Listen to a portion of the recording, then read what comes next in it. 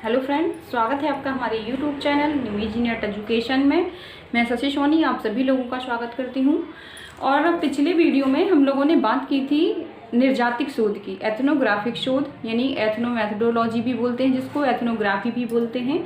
तो कल हमने इसके बारे में बात की थी। और केस स्टडी कि केस अध्ययन क्या होता है, केस स्टडी क्या होता है, इसके बारे में भी हमने कल आपको समझाया था। इन दोनों रिसर्च के बारे में हमने अपने कल के वीडियो में बात की थी। ठीक है, तो एक बार फिर से बता दें कि हमारा जो क्लास चल रहा है वो यूनिट 6 का चल रहा है, पार्ट डी चल रहा है। पार्ट डी में आज का जो हमारा क्लास होगा लास्ट क्लास होगा। इसके बाद हमारा ये जो यूनिट 6 होगी वो पूरी की पूरी कंप्लीट हो जाएगी। ठीक है, तो एक बात मैं आप लोगों को और बोलना चाहूँगी कि जो भी मेरे वीडियो होते हैं, जो मैं आप लोगों को समझाती हूँ, वो मैं बहुत ही आसान भाषा में समझा देती हूँ। ठीक है, हमारा केवल इतना मतलब होता है कि कॉन्सेप्ट को क्लियर करना, अच्छे से कॉन्सेप्ट को समझना। हमारा समझाने का केवल यही बेसिक मतलब होता है कि कॉन्सेप्ट आपको समझ में आ जाना चाहिए कि रिसर्च होती है, कोई भी चीज़ हम आपको बता रहे हैं तो आखिर वो क्या है। ठीक है, बाकी आप उसके बारे में किताबों से और पढ़ सकते हैं। जब और पढ़ेंगे ना तो किताबों में आपको लैंग्वेज अलग मिलेगी, तो आपको लगेगा कि मैम ने बहुत इजीली भाषा में समझाया लेकिन बुक में बहुत टफ है। ठीक है, तो मैं आपको सजेस्ट करूँगी कि पहले आप मेरा वीडियो देखिए किसी भी चीज़ को लेके, ठीक है, इसके बाद उसी चीज़ को बुक में पढ़ लीजिए। तो बुक से आपको क्या होगा, बहुत अच्छे से समझ में आ जाएगा। लेकिन बाद में जब आप निष्कर्ष निकालेंगे कि आखिर ये जो बुक में लिखा हुआ है उसका मतलब क्या है, तो मैं जो आपको समझा रही हूँ वही निकलेगा एक आसान भाषा में। मैं आपको बहुत अच्छे से थोड़ा कम वर्डों में समझा देती हूँ। ठीक है, अगर आप किताब में से पढ़ेंगे तो 2-3 पेज आपको पढ़ना पड़ेगा। बहुत सारी लैंग्वेज बहुत हेल्दी होती है, बहुत ही ज़्यादा लेंदी लैंग्वेज होती है, समझ में नहीं आती है कुछ वर्ड। लेकिन यहाँ पे मैं आसान भाषा में आपको बता देती हूँ कि इस रिसर्च में क्या होता है, इस रिसर्च में क्या होता है, आखिर कितना डिफरेंट होता है इनमें। ठीक है, तो आज हम बात करने वाले हैं मिश्रित पद्धति। ठीक है, मिश्रित पद्धति, मिक्स्ड मेथड डिजाइन। ठीक है, मिक्स्ड मेथड क्या होता है। ठीक है, तो अभी तक हमने जो भी रिसर्च पढ़ी हैं, इसके पहले हमने विवरणात्मक शोध पढ़ा, नरेटिव रिसर्च पढ़ा, उसके पहले ग्राउंड थ्योरी पढ़ा था, इसके बाद हमने आपका केस अध्ययन पढ़ा, और जो पिछली वीडियो में पढ़ा था उसमें निर्जातिक शोध, एथनोग्राफी शोध पढ़ा। ठीक है, आज हमको पढ़ना है मिश्रित पद्धति, mixed method design, mixed method research. तो ये होती क्या है, इसके बारे में हम जानकारी करेंगे कि ये होता क्या है। कि जब कभी भी हम रिसर्च करने जाते हैं, ठीक है, तो हमारा पास क्या होता है कि सबसे पहले हमको समस्या का, टॉपिक का चुनाव करना होता है। इसके बाद क्या करते हैं, डेटा को कलेक्ट करते हैं। ठीक है, इसके बाद क्या होता है कि हम डेटा को कलेक्ट करते हैं। जो हम डेटा को कलेक्ट करते हैं वो 2 तरीके से करते हैं, हम पहले आपको बता चुके हैं। एक जो डेटा का कलेक्शन होता है वो होता है क्वांटिटेटिव डाटा, और एक दूसरा जो होता है क्वालिटेटिव डाटा। जब कभी भी हम किसी तथ्य की, किसी घटनाओं के बारे में बारीकी से अध्ययन करते हैं, उसकी विशेषताओं के बारे में अध्ययन करते हैं कि कोई व्यक्ति कैसा है, कोई घटना घटी तो क्यों घटी, उसके क्या रीज़न थे, जब हम इसके बारे में बात करते हैं, वो आखिर समस्या कैसी है, तो वहाँ पे क्या होता है, क्वालिटेटिव डाटा होता है। मतलब किसी भी व्यक्ति के गुणों के बारे में, उसकी विशेषताओं के बारे में जब हम बात करते हैं तो वो क्वालिटेटिव डाटा होता है। और यदि हम वहीं उसकी क्वांटिटी के बारे में, मात्रा के बारे में यदि हम बात करें कि यदि हम कहें वो व्यक्ति की हाइट कितनी है, उसके हैंड कितने हैं, उसके लेग कितने हैं, उसकी आई कितनी है, मतलब एक काउंटिंग के रूप में जब हम बता सकें, एकदम सटीक उत्तर दे सकें, तो जो हमारा डाटा कलेक्शन होता है वो क्वांटिटेटिवली होता है। ठीक है, तो इसमें अभी तक हम जो भी रिसर्च करते आए हैं, अभी तक हमने आपको बताया कि जो अभी हम आपको रिसर्च जो यूनिट 6 का पार्ट डी पढ़ा रहे थे, ये जितने भी रिसर्च हमने आपको पढ़ाई, चाहे वो केस स्टडी हो, चाहे वो आपका निर्जातिक शोध हो, एथनोग्राफी रिसर्च हो, या आपका नरेटिव रिसर्च, विवरणात्मक शोध हो, या ग्राउंडेड थ्योरी, प्रदत्त आधारित अभिकल्प रिसर्च हो, ये सभी कैसी हैं, क्वालिटेटिव रिसर्च, गुणात्मक शोध। इनमें हम क्या करते हैं कि क्वांटिटेटिवली रिजल्ट नहीं निकाल सकते। ठीक है, तो यदि हमको केस स्टडी करना है किसी व्यक्ति के ऊपर, किसी विद्यालय के ऊपर, ठीक है, तो मान लीजिए हम वहाँ जाएंगे तो उसमें हमको केस स्टडी में ये थोड़ी बताएंगे कि उस विद्यालय में कितने कमरे हैं, कितना बड़ा हॉल है, उसमें कितने, यदि हम वहाँ पर काउंटिंग के रूप में बता दें तो वो हमारा काउंटेटिवली रिसर्च हो जाएगा। लेकिन यहाँ पे हमको क्या करना है, हम उसकी प्रकृति के बारे में जानते हैं, उसकी चीज़ों के बारे में समझते हैं वहाँ के विद्यार्थी कैसे हैं, वहाँ का माहौल कैसा है, तो इसकी सबके लिए हमें क्या करना पड़ेगा, क्वालिटेटिव डाटा लेना पड़ेगा। ठीक है, तो समझ में आया कि जब हम क्वालिटेटिव डाटा के अकॉर्डिंग रिसर्च करते हैं तो वो हमारा क्या होता है, गुणात्मक शोध होता है। और जब हम क्वांटिटेटिव आंकड़े इकट्ठे करते हैं, क्वांटिटेटिव डाटा को कलेक्ट करके रिसर्च करते हैं, तो वहाँ पर जो हमारा रिसर्च होता है वो क्वांटिटेटिव रिसर्च होता है। तो अभी भी आपने यूनिट 6 में जितने भी आपके रिसर्च हमने पढ़ाए हैं वो सारे कैसे थे, क्वालिटेटिव। तो ये जो मिश्रित पद्धति है, mixed method design, mix method research है, इसमें होता क्या है कि हम दोनों तरीके के आंकड़ों को लेते हैं। मतलब कि यहाँ पे क्वालिटेटिव डेटा को, गुणात्मक डेटा को, गुणात्मक डाटा और मात्रात्मक,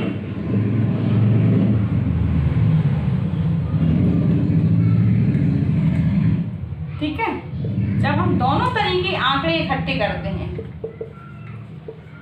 दोनों तरीके से आंकड़े इकट्ठे करते हैं, तो वो हमारी जो रिसर्च कहलाती है वो क्या कहलाती है, मिक्स्ड मेथड डिज़ाइन। ठीक है, अब इसमें हम बात करेंगे कि जब हमारी समस्या कैसी होनी चाहिए, तो हमारे पास समस्या कैसी हो, बहुत बड़ी समस्या हो, जिसके बारे में हम एक तरफ से एक पहलू के बारे में अध्ययन करके हम उस पर रिसर्च नहीं कर सकते हैं। ठीक है, जैसे मैं एक बहुत ही इजीली एग्जाम्पल दे रही हूँ कि यदि आप से कह दिया जाए कि आपको मेरे ऊपर रिसर्च करनी है, ठीक है, मेरा केस स्टडी करना है, तो आप क्या करेंगे, मेरे से आके पूछेंगे इंटरव्यू में, तो जानकारियाँ करेंगे, अपने अकॉर्डिंग सवाल पूछेंगे, ठीक है, मैं उनका जवाब दे दूंगी।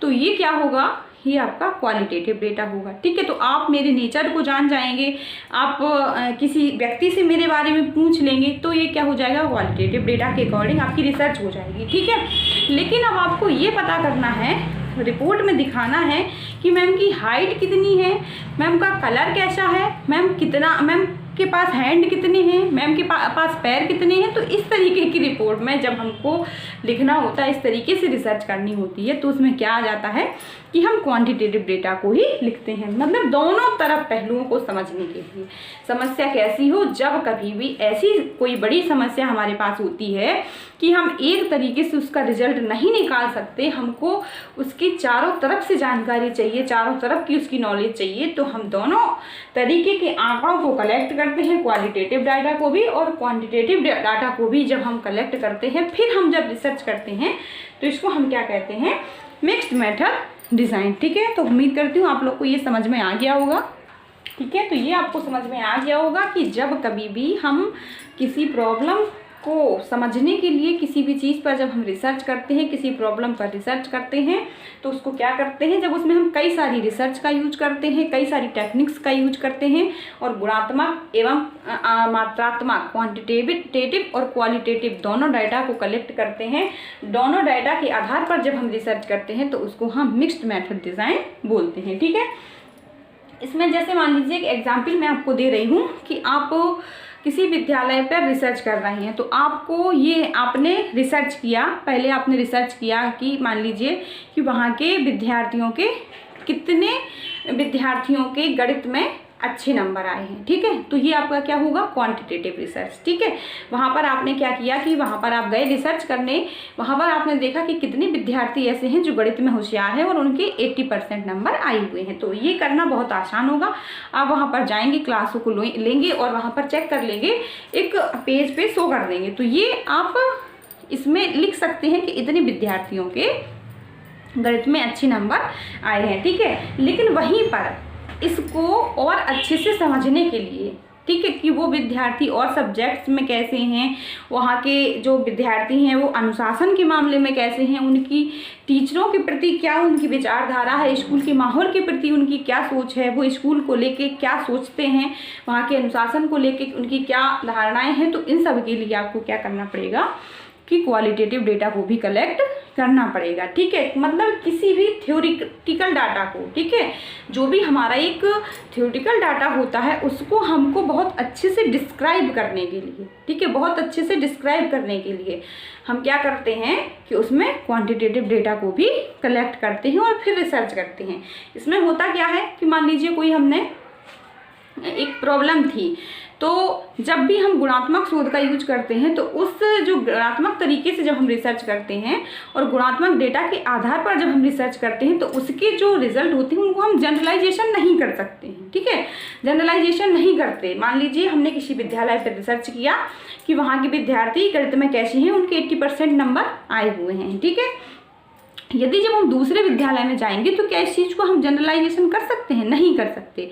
लेकिन क्वांटिटेटिवली तरीके से यदि हम डेटा को कलेक्ट कर रहे हैं तो वहाँ पर हम उनका जनरलाइजेशन कर सकते हैं। इसीलिए इसमें हम दोनों तरीके के यूज करते हैं। जब हमारी प्रॉब्लम कैसी हो, बहुत अच्छी हो, बहुत बड़ी प्रॉब्लम हो और जिसको हम बहुत ही बारीकी से उसका अध्ययन करना चाहते हैं, उस समस्या का हम बहुत अच्छे तरीके से गहन अध्ययन करना चाहते हैं, तो हमको दोनों तरीके से उसको देखना होगा, क्वांटिटेटिवली भी और क्वालिटेटिवली। पहले हम ये अब रिसर्चर के ऊपर डिफाइन करता है, रिसर्चर के ऊपर डिसाइड करता है कि वो पहले क्वांटिटेटिव डेटा को कलेक्ट करके रिसर्च करता है तो उसके जो रिजल्ट निकलेंगे उनको देखेगा, फिर क्वांटिटेटिवली डाटा को कलेक्ट करेगा, उसके रिजल्ट को देखेगा, फिर उनकी आपस में तुलना करेगा, या वो एक साथ दोनों डेटा को कलेक्ट कर सकता है फिर रिसर्च कर सकता है। ठीक है, जो इसका एक फोकस पॉइंट है, यदि आप समझना चाहें कि मिक्स मेथड डिज़ाइन और रिसर्च की और जो रिसर्च हैं उनसे अलग कैसे है, तो हम कह सकते हैं कि जब हम इसमें दोनों तरीके के डेटा को कलेक्ट करते हैं समस्या को समझने के लिए, तो उसको हम क्या कहते हैं? मिक्स्ड मेथड डिज़ाइन कहते हैं। ठीक है, तो उम्मीद करती हूँ आप लोगों को समझ में आ गया होगा। ठीक है,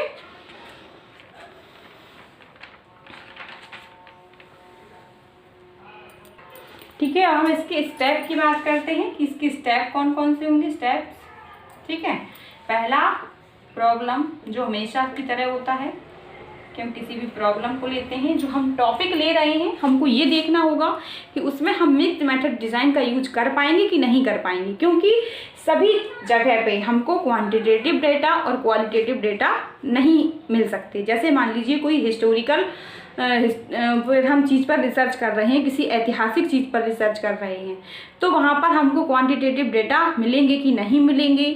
ठीक है, वहाँ पर हमको क्वालिटेटिव डेटा मिलेगा कि नहीं मिलेगा, तो हमको इस चीज़ पर भी देखना होगा। ठीक है, यदि हम किसी व्यक्ति पर रिसर्च कर रहे हैं तो वहाँ हमको क्वांटिटेटिव डेटा टूल्स मौजूद होंगे कि नहीं होंगे, जो हम डिज़ाइन हम कौन सा यूज करेंगे। तो सबसे पहले जब हम प्रॉब्लम देखते हैं तो इस प्रॉब्लम को हम आइडेंटिफाई करते हैं कि जो हम प्रॉब्लम ले रहे हैं उसमें हम मिक्स्ड मेथड डिज़ाइन का यूज कर पाएंगे कि नहीं कर पाएंगे। ठीक है, तो पहला स्टेप हमारा होगा प्रॉब्लम को समझना कि हम मिक्स्ड मेथड डिज़ाइन का यूज कर पाएंगे कि नहीं कर पाएंगे। दूसरा जो हमारा पर्पस होगा, दूसरा होगा कि मतलब हम क्यों मिक्स्ड मेथड डिज़ाइन का यूज कर रहे हैं। दूसरा हम ये देखेंगे कि हम क्यों मिक्स्ड मेथड डिज़ाइन का यूज कर रहे हैं। ठीक है, तो दूसरा स्टेप हमारा ये होगा। ठीक है, तीसरा स्टेप हमारा क्या आ जाएगा? पहले में हम क्या करेंगे, प्रॉब्लम को डिसाइड करेंगे कि हम जो प्रॉब्लम हमने चुनी है उसमें मिक्स्ड मेथड डिज़ाइन का यूज कर पाएंगे कि नहीं कर पाएंगे। दूसरा हमारा क्या होगा कि हम मिक्स्ड मेथड डिज़ाइन का यूज क्यों कर रहे हैं, ये भी हमको दिखाना पड़ेगा कि हमारी प्रॉब्लम कैसी है। तीसरा जो होगा आइडेंटिफाई ऑफ डाटा कलेक्शन, मतलब कि जो हमें डेटा को कलेक्ट करेंगे, अभी हम डाटा कलेक्ट नहीं कर रहे हैं, केवल आइडेंटिफाई ऑफ डाटा कलेक्शन, ये देखेंगे कि हम क्वांटिटेटिव डाटा यूज कर रहे हैं कि क्वालिटेटिव डाटा यूज कर रहे हैं, कौन सा डिज़ाइन यूज कर रहे हैं और कि दोनों डेटा को कलेक्ट कर रहे हैं। ठीक है, तीसरे स्टेप में हम ये चुनेंगे कि क्वांटिटेटिव डाटा को हम कलेक्ट कर रहे हैं कि क्वालिटेटिव डाटा को कलेक्ट कर रहे हैं, कि हम दोनों को कलेक्ट कर रहे हैं, और फिर यहीं पे डाटा का क्या करेंगे, एनालिसिस भी करेंगे। ठीक है, इसके आधार पर चौथा रिसर्च क्वेश्चन बनाएंगे। ठीक है, यहाँ पर हम पहले ये देखेंगे क्योंकि इस रिसर्च में सबसे बड़ी जो इसका वीक पॉइंट होगा ये होगा कि टाइम बहुत ज़्यादा लगेगा। क्यों लगेगा? जब हम दोनों तरीके से डेटा को कलेक्ट करेंगे, डेटा को एनालिसिस करेंगे, तो इसमें टाइम बहुत ज़्यादा लगेगा, दोनों तरफ से हमको चेक करना होगा, तो इसीलिए इसमें टाइम ज़्यादा लगेगा। ठीक है, ठीक है, अगला जो यहाँ पर हम रिसर्च क्वेश्चन बना लेंगे। क्वेश्चन हमारे कैसे होंगे, क्वांटिटेटिव भी हो सकते हैं और क्वालिटेटिव भी हो सकते हैं। ठीक है, इसके बाद अगले स्टेप में हम क्या करेंगे, डेटा को कलेक्ट करेंगे। तो डेटा को कलेक्ट क्या, क्वांटिटेटिव डाटा को भी कलेक्ट कर लेंगे और क्वालिटेटिव डाटा को भी कलेक्ट करेंगे। ये हमारी मनमर्जी के ऊपर है कि पहले हम क्वांटिटेटिव डेटा को ले रहे हैं कि क्वालिटेटिव डेटा को ले रहे हैं या दोनों डेटा को एक साथ ले रहे हैं। ठीक है, तो 5वां पॉइंट हमारा ये हो जाएगा। इसके बाद 6वां जो होगा, डेटा को एनालिसिस करेंगे। क्या करेंगे? डेटा को विश्लेषण करेंगे और उनकी तुलना करेंगे। ठीक है, जो पहले जो डाटा हमने अलग अलग लिए तो उनकी भी तुलना कर लेंगे। मान लीजिए पहले हमने डेटा को कलेक्ट किया, वो गुणात्मक डेटा को लिया या मात्रात्मक डाटा को लिया या दोनों को एक साथ लिया, तो हम उनकी तुलना करेंगे कि जो गुणात्मक डेटा से हमारा क्या रिजल्ट निकला और जो मात्रात्मक डाटा था उनसे हमारा क्या रिजल्ट निकला, और जब दोनों को साथ में हम कंपेयर करेंगे तो फिर क्या रिजल्ट निकल रहा है। ठीक है, जो उनकी व्यू पॉइंट को शो करेंगे कि इनमें कंपेयर करने पर क्या अंतर आ रहा है। तो ये चीज़ समझ में आ रही होगी कि डाटा को एनालिसिस।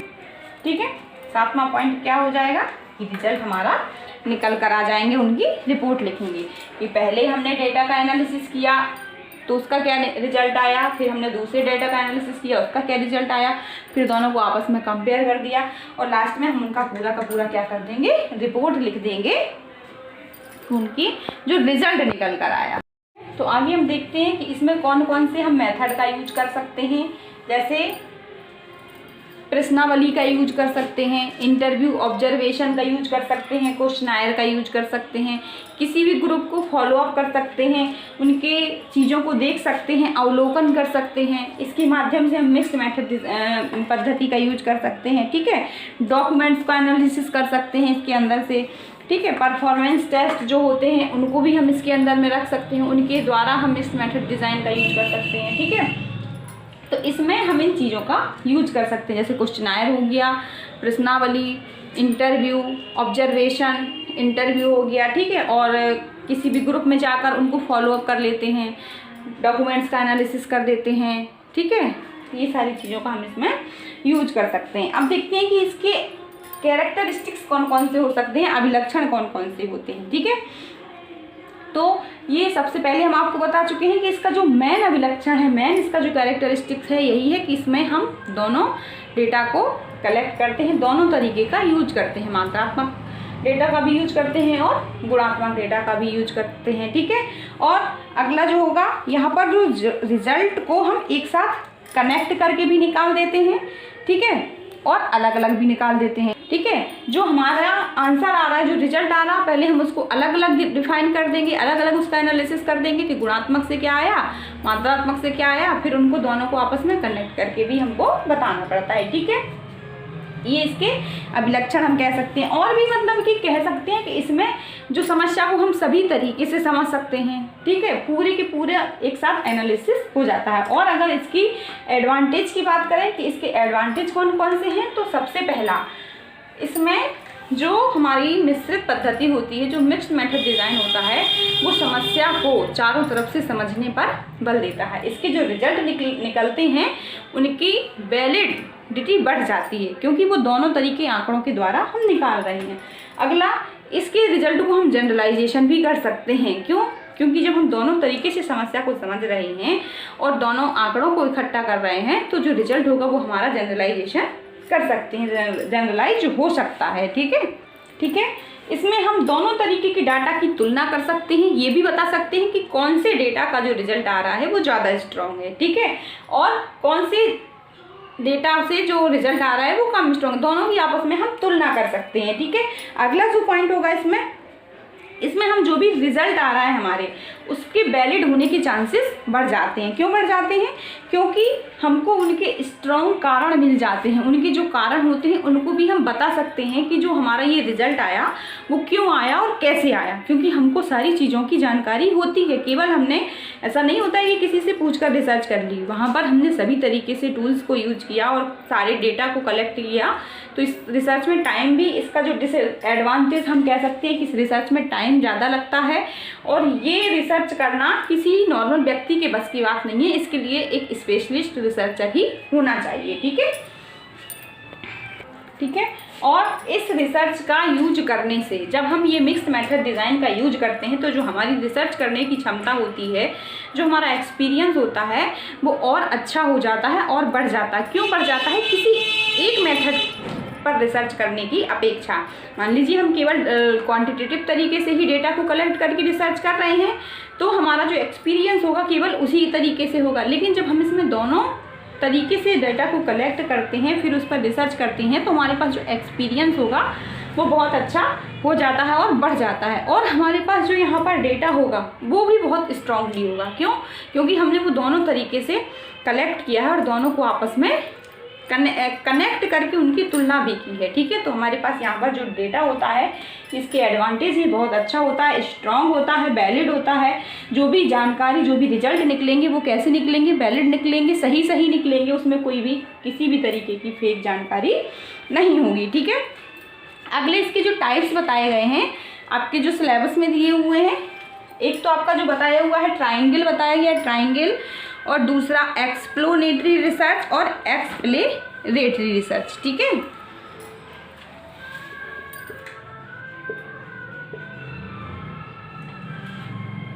ट्राइंगल त्रिभुजन, ठीक है, दूसरा गवेषणात्मक रिसर्च, गवेषणात्मक, और व्याख्यात्मक, व्याख्यात्मक रिसर्च। ठीक है, तो ये इसके 3 टाइप बताए गए हैं। ठीक है, इसके ये प्रकार हैं, मिश्रित पद्धति के ये प्रकार बताए गए हैं। ट्राइएंगल प्रकार तो कई हैं लेकिन इसके सिलेबस में जो आपको पढ़ना है वो केवल 3 ही पढ़ना है, ट्राइएंगल, एक्सप्लोरेटरी रिसर्च और एक्सप्लेनेटरी रिसर्च। त्रिभुजन ट्राइएंगल का मतलब है कि जब हम गुणात्मक और मात्रात्मक दोनों तरीके से डेटा को कलेक्ट करके उनका तुलनात्मक रूप से अध्ययन करते हैं तो त्रिभुजन रिसर्च हो जाता है। ठीक है, केवल इतना ही, जो अभी तक आप मिक्स्ड मेथड डिजाइन में पढ़ते आए हैं उसी को इन्होंने ट्राइंगल बोल दिया है। ठीक है, ठीक है, दोनों को अलग अलग, पहले हमने इनको क्या किया, मात्रात्मक तरीके से डेटा को कलेक्ट किया, गुणात्मक तरीके से डेटा को कलेक्ट किया, फिर हमने गुणात्मक का रिजल्ट निकाला, फिर मात्रात्मक को रिजल्ट निकाला, फिर उनको कंपेयर किया, उनकी तुलना की कि इनमें कितना फर्क आ रहा है। ठीक है, तो हम इसको ट्राइंगल कहते हैं। और जो एक्सप्लोरेटरी रिसर्च होती है, ठीक है, इसको हम समझेंगे।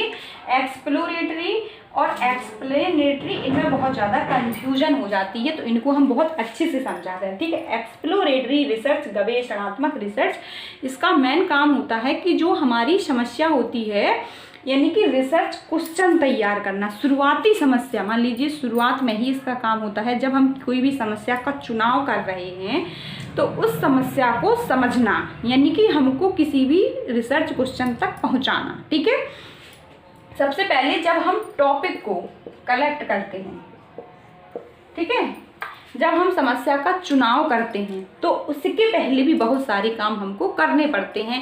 हमको बहुत सारे रिसर्च लिटरेचर रिव्यू करने पड़ते हैं, बहुत सारी चीज़ों को पढ़ना पड़ता है, बहुत सारी चीज़ों के बारे में सोचना पड़ता है कि डेटा को हमको कहाँ से मिलेंगे, हम कहाँ से कलेक्ट करेंगे, जो हम रिसर्च समस्या जो हम ले रहे हैं उससे रिलेटेड हमको डेटा मिल पाएगा कि नहीं मिल पाएगा, वो जो हमारी समस्या है जिस पर हम रिसर्च कर रहे हैं उसका जो रिजल्ट निकलेगा वो कैसा निकलेगा। तो सारी चीज़ों को समझने के लिए, यानी कि किसी भी समस्या को समझने के लिए जो रिसर्च काम में आती है वो हमारी कैसी होती है, एक्सप्लोरेटरी, मतलब किसी भी चीज़ को एक्सप्लोर करना, नए तरीके से समझना, ये हमारे अंदर अंतर्दृष्टि पैदा करती है, नए नए विचार पैदा करती है, नए नए तरीके से किसी भी समस्या को समझने के लिए समाधान देती है। ठीक है, तो समझ में आ रहा होगा आप। ठीक है, जो एक्सप्लोरेटरी रिसर्च होती है ये क्या, क्यों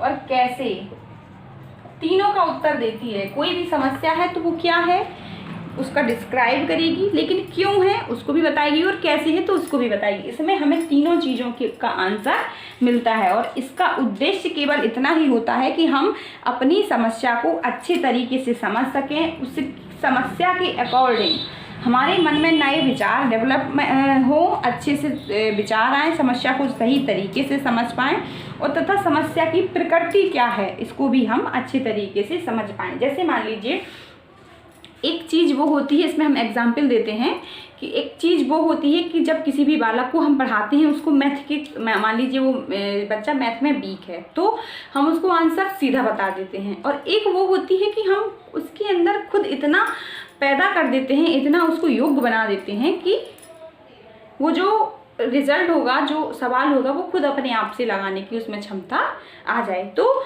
ये चीज़ होती है, ये दोनों अलग अलग चीज़ें होती हैं। तो इसका जो काम होता है वो इतने अच्छे से टॉपिक को क्लियर कर देना होता है कि समस्या को समझा देना होता है कि हम अपनी समस्या को स्वयं अच्छे तरीके से उस पर रिसर्च कर सकें। ठीक है, ठीक है। इस रिसर्च का यूज हम किसी भी टॉपिक को, किसी भी तथ्य को, किसी भी समस्या की प्रारंभिक जानकारी को समझने के लिए करते हैं। मतलब कि इसमें हमको केवल प्रारंभिक तरीके से हम उसकी चीज़ को समझ लेते हैं, लेकिन इसमें हम किसी भी चीज़ को रिजल्ट नहीं निकाल पाते हैं। ठीक है। और ये जो गवेषणात्मक रिसर्च है, एक्सप्लोरेटरी रिसर्च है, ये हमको हाइपोथेसिस बनाने में हेल्प करती है कि हमारी हाइपोथेसिस क्या होगी, नल होगी, वैकल्पिक होगी और या पॉजिटिव होगी, नेगेटिव होगी। तो ये इस चीज़ को सजेस्ट करती है, लेकिन कभी भी हाइपोथेसिस को टेस्ट करने की वो नहीं करती है। इसमें हम हाइपोथेसिस को टेस्ट नहीं कर सकते, केवल बना सकते हैं। ठीक है।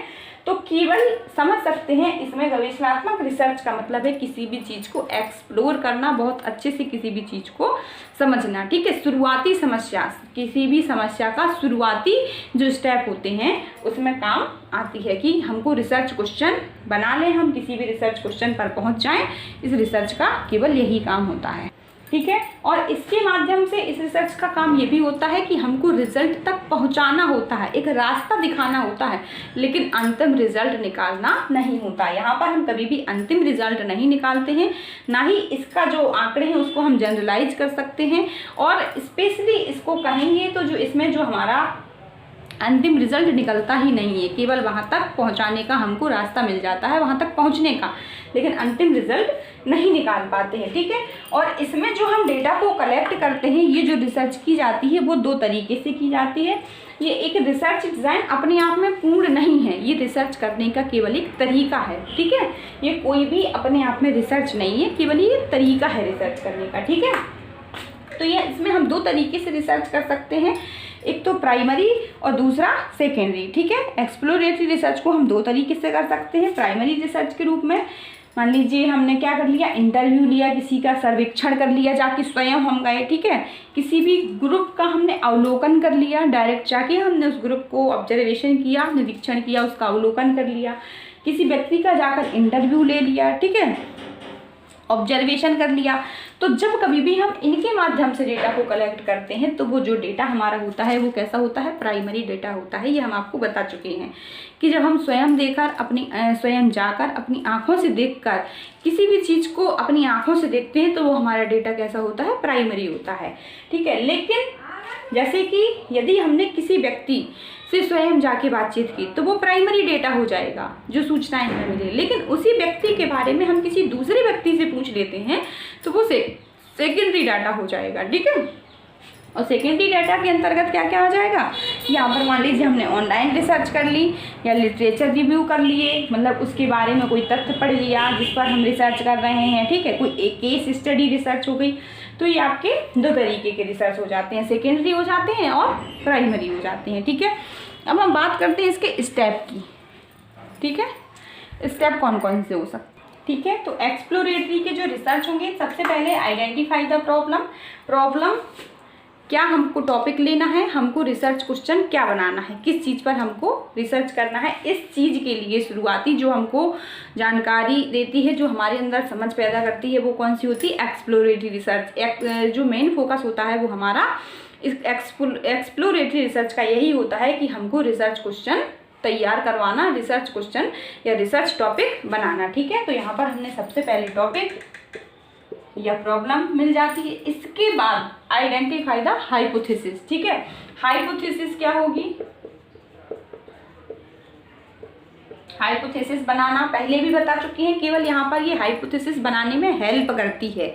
चारों पहलुओं को वो हमको समझा देगी, दिखा देगी कि ये चीज़ ऐसी है, ये चीज़ ऐसी है, लेकिन क्या कभी भी हाइपोथेसिस टेस्ट को नहीं करते हैं। और अगला जो इसका हो जाएगा आगे की रिसर्च करना, यानी कि फर्दर रिसर्च। इसके ये 3 ही स्टेप होते हैं, आगे की रिसर्च को आगे बढ़ाना, अपनी रिसर्च को आगे बढ़ाना, लेकिन कंक्लूजन पर नहीं, रिजल्ट नहीं, मतलब रिजल्ट को, अंतिम रिजल्ट पर नहीं पहुंचती है, अंतिम कंक्लूजन नहीं निकालती है। ठीक है, तो इसके जो स्टेप जो होंगे यही होंगे कि हमें अपनी समस्या तक पहुंचाना, हमें रिसर्च क्वेश्चन तैयार करवाना, अगला होगा हाइपोथेसिस बनाने में हेल्प करना, लेकिन हाइपोथेसिस टेस्ट नहीं करना, फर्दर रिसर्च, आगे की रिसर्च को, अपनी जो रिसर्च कर रहे हैं हम उसको आगे बढ़ाना। ठीक है, आगे का रास्ता इसने दे दिया है। ठीक है, इसके द्वारा हम अपने रिसर्च क्वेश्चन को समझ के आगे हमको क्या करना है वो चीज़ों का पता चल जाता है, लेकिन इसमें हम अंतिम कंक्लूजन नहीं निकालते हैं, अंतिम रिजल्ट पर नहीं पहुंचते हैं। ठीक है, तो ये चीज़ समझ में आ गई हो। ठीक है, तो इसी पर एक एग्जाम्पल देकर हम बताते हैं एक्सप्लोरेटरी रिसर्च पर। हमने आपको बताया कि ये जो रिसर्च होती है क्या, क्यों, कैसे, तीनों का उत्तर देती है और ये समझने की प्रयास करती है कि जो हमारी समस्या है वो क्यों है और कैसे है, और समस्या जो हमारी है वो क्या है। ठीक है, तो इस रिसर्च का उद्देश्य केवल यही होता है कि इससे हम अपनी प्रॉब्लम में ये पता चल जाता है कि हमारा टॉपिक क्या है। ठीक है, तो इसमें सबसे पहले मान लीजिए एक एग्जाम्पल दे रहे हैं। ठीक है, कि हमारी समस्या है कि हमारे गांव में जो स्कूल है उसमें बच्चे नहीं आते हैं। ठीक है, हमारे शहर में या हमारे गांव में जो स्कूल है उसमें बच्चे पढ़ाई करने नहीं आते हैं, तो ये समस्या है। तो इसमें डिस्क्राइब कर दिया कि समस्या क्या है। ठीक है, अब हमने उस चीज़ पर रिसर्च की, उस पर हमने कारणों को देखा कि क्यों नहीं आ रहे हैं, तो वहाँ पर हमको पता चला कि बच्चे जो हमारे गांव के बच्चों की वो आर्थिक स्थिति ज़्यादा कमज़ोर है, तो उनको पढ़ाई से ज़्यादा खाने की ज़रूरत है। आर्थिक स्थिति कमज़ोर है तो उनको पहले जो उनकी नीड है वो क्या है, भोजन, बाकी पढ़ाई दूसरी है। जब उनके पास खाने को नहीं है तो वो पढ़ाई करने क्यों आएंगे। ठीक है, तो हमने क्या किया, हमने अपने गांव में मिड डे मील की शुरुआत कर दी, अपने जो स्कूल में मिड डे मील की शुरुआत कर दी। तो फिर भी हमने देखा कि बच्चे स्कूल आ रहे हैं कि क्यों नहीं आ रहे हैं। ठीक है, तो यहाँ पर हमको क्या पता चला कि बच्चे क्यों नहीं आ रहे थे, क्योंकि उनकी आर्थिक समस्या। ठीक है, आर्थिक समस्या थी, इसलिए बच्चे स्कूल नहीं आ रहे थे। तो यहाँ पर हमको क्या, क्यों, कैसे, तीनों चीज़ों का पता चलता है। ठीक है, तो बच्चे स्कूल नहीं आ रहे थे, उनकी आर्थिक समस्या थी। ठीक है, उनकी आर्थिक समस्या को हमने पूरा कर दिया। तो फिर भी हमने इसके बाद फिर हमने मतलब कि इसमें कोई नई प्रॉब्लम नहीं होती, उसी समस्या पर हम नए तरीके से विचार करते हैं, उस समस्या को नए तरीके से देखते हैं। ठीक है, फिर हमने 4 साल 2 साल इसमें वेट किया, फिर हमने फिर से उसी समस्या को लिया, फिर भी देखा कि बच्चे अभी हमारे स्कूल में नहीं आ रहे। तो फिर हमने देखा, तो उस समस्या को नए तरीके से समझा, उस प्रॉब्लम को नए तरीके से समझा, तो हमें पता चला कि हमारे स्कूल में, हमारे गांव में दूसरे कॉन्वेंट स्कूल हैं, वहाँ पर क्या है, उनको पढ़ाई के साथ साथ खाना प्लस कपड़े प्लस किताबें भी फ्री मिल रही हैं, और वहाँ पर जो उनकी शिक्षा है वो ज़्यादा सस्ती है, इसीलिए बच्चे स्कूल नहीं आते हैं। ठीक है, तो यहाँ पर क्या, क्यों, कैसे, तीनों चीज़ों का उत्तर मिल जाता है। जैसे एग्जाम्पल हम दूसरा भी दे सकते हैं आपको, आप लोग नेट की तैयारी कर रहे हैं। ठीक है, तो हमने किसी व्यक्ति पर रिसर्च की। ठीक है, हमने किया कि आप नेट का एग्ज़ाम दे रहे हैं, क्या आप का नेट का एग्ज़ाम क्वालिफाई हो गया। ठीक है, तो प्रॉब्लम क्या है, आपका नेट क्वालिफाई करना।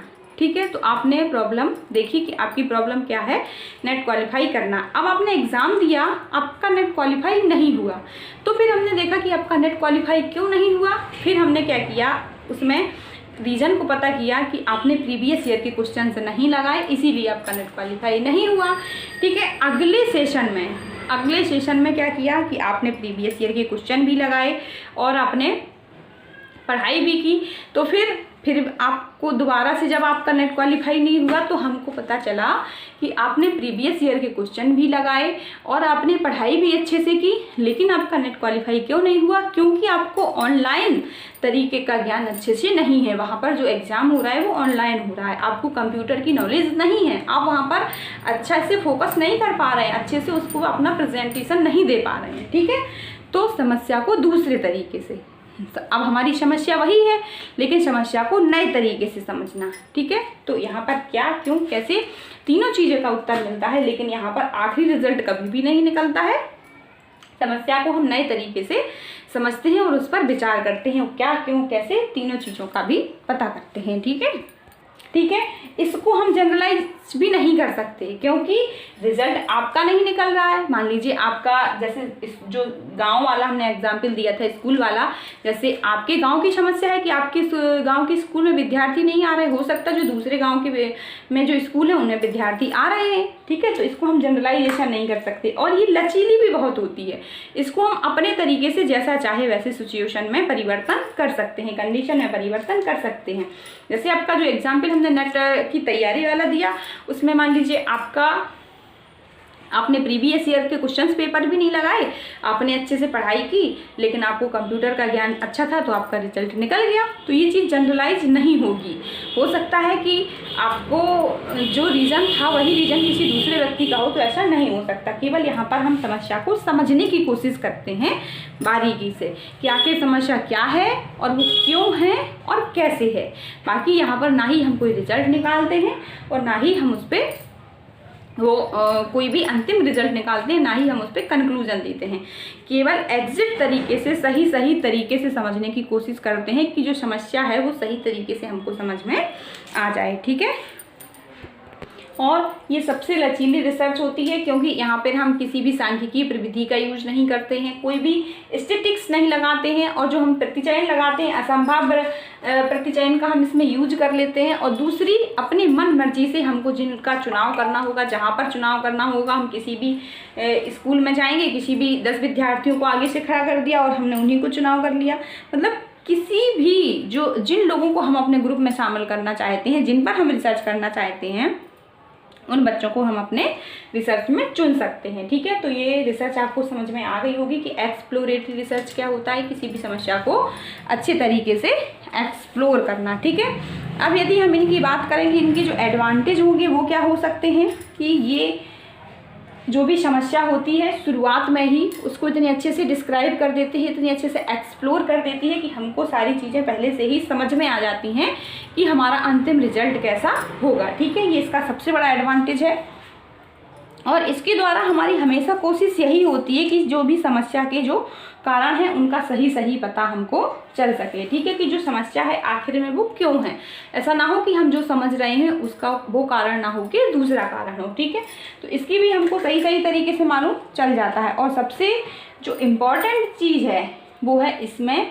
बहुत ज़्यादा पैसा वेस्ट नहीं होता है, बहुत ज़्यादा टाइम वेस्ट नहीं होता है, मतलब कि लो कॉस्ट। ठीक है, तो इसमें सबसे ज़्यादा लो कॉस्ट और लचीली भी होती है। हम अपने मन मर्जी से, मनमाने तरीके से कैसे भी इसको हम इसमें जोड़ तोड़ कर सकते हैं, किसी भी तरीके से इसमें हम फ्लैक्सिबल होती है कि कहीं भी जाकर हम किसी को भी अपने ग्रुप में शामिल कर सकते हैं, किसी पर भी रिसर्च कर सकते हैं, और अपनी पूरा का पूरा रिसर्चर के ऊपर सारी चीज़ें डिपेंड करती हैं। ठीक है, तो जो डिसएडवांटेज होते हैं, जो डिसएडवांटेज इसके क्या होंगे, एडवांटेज तो आप लोगों के समझ में आ गए, डिसएडवांटेज क्या होंगे। डिसएडवांटेज आपके होंगे कि इसमें जो भी हमारा रिजल्ट निकलेगा, अंतिम रिजल्ट कभी भी नहीं निकलता है, और दूसरा, इसमें जो हमारा आंसर आएगा उसको कभी भी हम जनरलाइजेशन नहीं कर सकते, क्योंकि सिचुएशन बदल जाती है, कंडीशन बदल जाती है। इसमें जो हमारा ग्रुप होता है, बहुत छोटे से ग्रुप पर हम स्टडी कर रहे होते हैं, तो वो हमारी कंडीशन बदल जाती है। कभी भी इसके सैंपल के अकॉर्डिंग हम इसकी जो रिजल्ट है उसको जनरलाइजेशन नहीं कर सकते हैं। ठीक है, ठीक है, जो इसका डिसएडवांटेज पॉइंट है वो एक ये है कि इसके रिजल्ट को हम, इसका कभी रिजल्ट नहीं निकलता और इसके जो रिसर्च के द्वारा हम कंक्लूजन पर नहीं पहुंचते हैं। लेकिन जो इसका एडवांटेज पॉइंट है, जिसका एक मेन पॉइंट है, वो ये है कि ये रिसर्च हमेशा हमको दिशा प्रदान करता है रिसर्च करने के लिए, अपनी आगे की रिसर्च करने के लिए हमको हमेशा दिशा प्रदान करता है। तो ठीक है, ये चीज़ आपको समझ में आ गई होगी। अगला जो रिसर्च इसी के अंतर्गत है आपका एक्सप्लेनेटरी, इसको भी अभी पढ़ लेते हैं।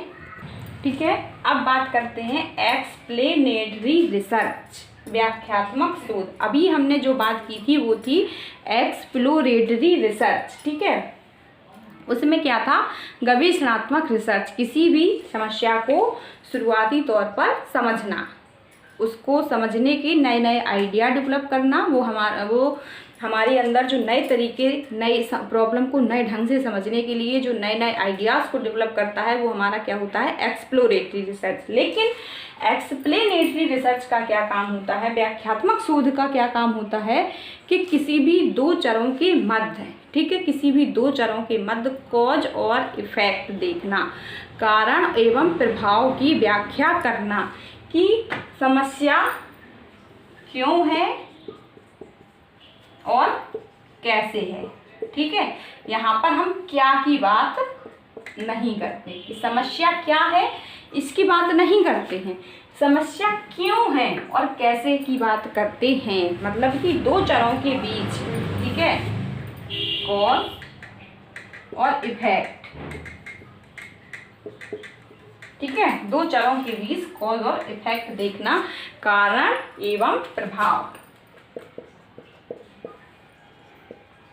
मतलब कोई घटना घटी तो वो क्यों घटी, उसके क्या कारण थे।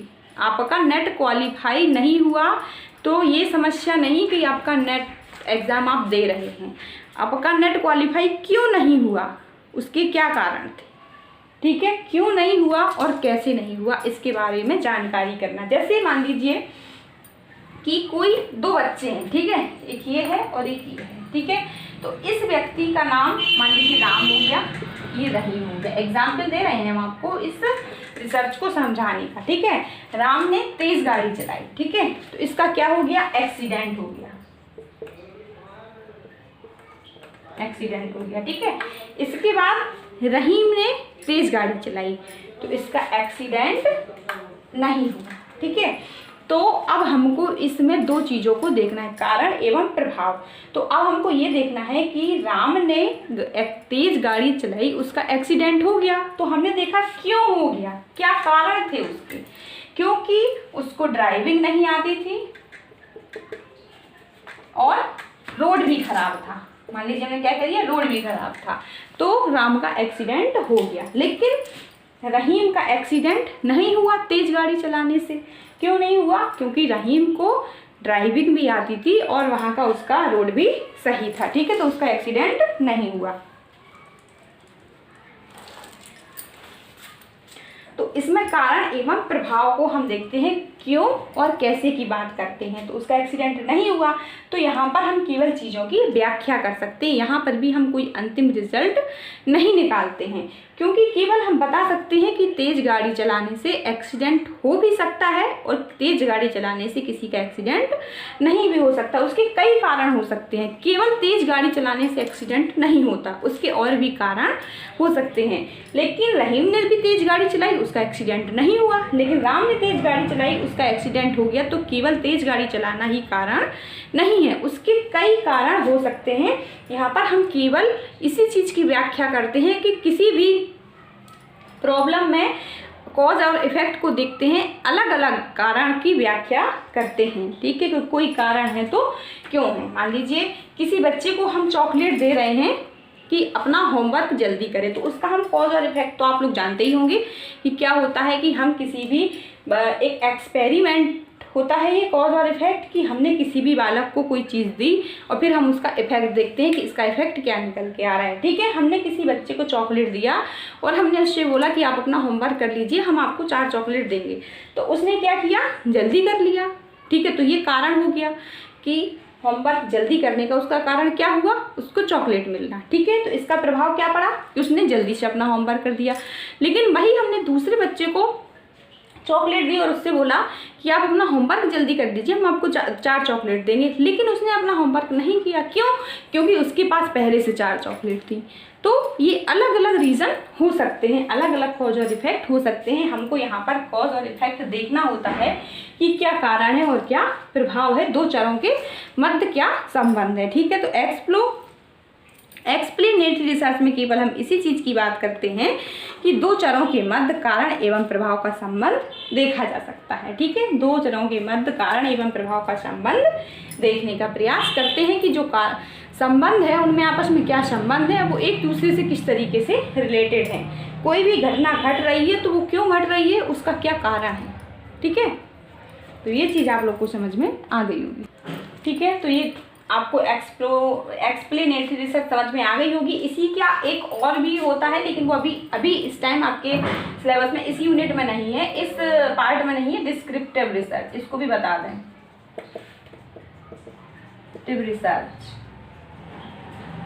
वर्णनात्मक शोध, ठीक है। तो ये सीक्वेंस से चलते हैं। वर्णनात्मक शोध में क्या होता है, हम क्या है की बात करते हैं, वर्णन करते हैं चीजें, आखिर में कंडीशन प्रेजेंट में क्या हो रहा है, ठीक है, प्रेजेंट में क्या हो रहा है। और एक्सप्लोरेटरी रिसर्च जो हमने आपको पहले बताया था, उसमें क्या होता है कि हम समस्या को शुरुआती तौर पर समझने का प्रयास करते हैं कि समस्या हमारी आखिर है क्या। तो सबसे पहले हम किसका यूज करते हैं, सबसे पहले करते हैं गवेषणात्मक रिसर्च, हिंदी में देख लीजिए। जब कभी भी हम रिसर्च करने जाते हैं, कभी भी किसी भी चीज़ पर स्टडी करने जाते हैं, तो सबसे पहले हम गवेषणात्मक रिसर्च का यूज करते हैं, जिससे हमको रिसर्च क्वेश्चन मिल जाता है, हाइपोथेसिस बनाने में हेल्प मिल जाती है। इसके बाद डिस्क्रिप्टिव रिसर्च का यूज करते हैं, वर्णनात्मक। इससे क्या होता है कि हमको प्रेजेंट की कंडीशन, वास्तविक स्थिति है क्या, प्रेजेंट में क्या हो रहा है, उसका वर्णन करता है डिस्क्रिप्टिव रिसर्च। तो हमको स्थिति का मालूम चल जाता है, और इसके बाद सबसे पहले घटना, मतलब इसमें क्या है का पता चलता है, घटना क्या है और इसमें क्या, क्यों, कैसे, तीनों चीज़ों का मालूम चल जाता है कि घटना क्या है, क्या इस पर रिसर्च हो पाएगी, क्या इस पर हमको आंकड़े मिलेंगे, उसको आसानी से वास्तविक तौर पर घटना क्या है, ठीक है। और इसमें प्रेजेंट कंडीशन, केवल प्रेजेंट की सामने हम आंखों देखा विवरण, वर्णनात्मक रिसर्च में क्या होता है, आंखों से देखा, जो हमको सामने स्थिति दिख रही है, ठीक है, उस चीज़ का व्याख्या करना, डिस्क्राइब करना उस चीज़ को, ठीक है। इसके बाद आपकी लास्ट में आती है व्याख्यात्मक शोध। व्याख्यात्मक शोध का सीधा सा मतलब है कि जो घटना घट रही है वो क्यों घट रही है, उसके क्या कारण है और कैसे घट रही है इसकी। तो जब कभी भी हम रिसर्च करने जाते हैं तो इन तीन स्टेप्स को हमको फॉलो करना पड़ता है। हम किसी भी रिसर्च का यूज करें, कोई भी रिसर्च करने जाते हैं, तो इसीलिए ये जो रिसर्च एक अलग से रिसर्च नहीं मानी गई है, ये रिसर्च के टाइप माने गए हैं, ठीक है।